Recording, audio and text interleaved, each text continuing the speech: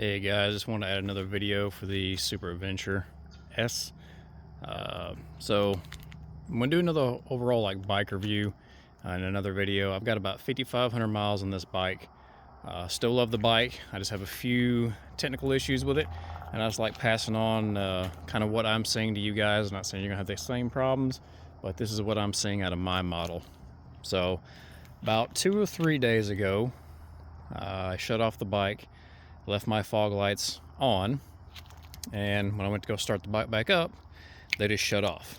So when I got to where I was going, cycled the switch a few times, and they were just acting like they were dead. So when I got a little bit of time, I got home, I took the left side fairing off here and gained access to the wire harness to double check to make sure the relay was working.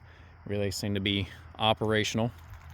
So did a little digging and found out that there's several things that are tied to that ACC2 circuit that you plug in the fog lights into. So in that digging, I found out that the glove box USB is also on that same circuit. So I gained access to that. I disconnected the glove box harness from the factory harness. Came back here, traced down the fuse box to get to the ACC2, which is your 10 amp right here. If it'll focus, there it goes. That's your 10 amp. Replaced the fuse, and when I replaced fuse, cycled the ignition, came back on.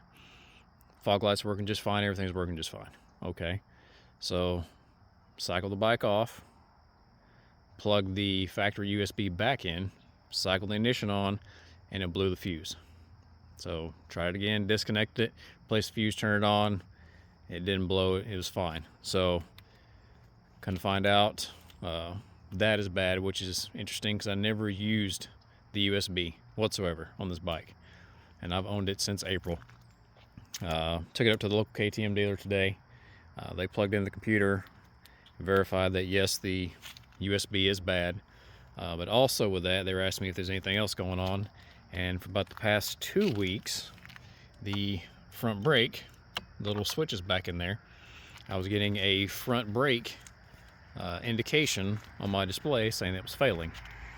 So they also checked that when they had it plugged in, and the sensor on the front brake is also bad. So I know it's a new machine, guys, but new equipment also has issues. So it could just be me. Hopefully you don't have these issues. And I've been having one more issue that's been kind of ongoing. So sometimes when I go to start the bike, get this out of here. When I go to start the bike, it'll kind of hesitate and then it'll fire up. And then when it does that, I lose access to my rear dampening and my suspension adjustment for the front end. It'll be grayed out. I have to recycle power 2 or 3 times, sometimes more, and eventually it will come back and I'll fire it back up and everything will work just fine. I talked to KTM about that. They said when they see weird problems like that, at least with the other, like the Super Dukes and stuff like that, because they didn't really work on this model too much, is usually the battery cables under the seat are loose. So when they told me that, I verified mine, and when I took it up there today so they could do a little bit of research on it, they verified it as well and said that yes, indeed, the connectors are good. So they're going to talk to KTM and see what we can do about that problem. And the 2 issues for the USB and for the front brake switch, they took down the VIN number. They can contact KTM and see if we get those parts warranty out. So once I get some clarification on how we're going to move forward, I'll let you guys know. Thanks a lot. Bye.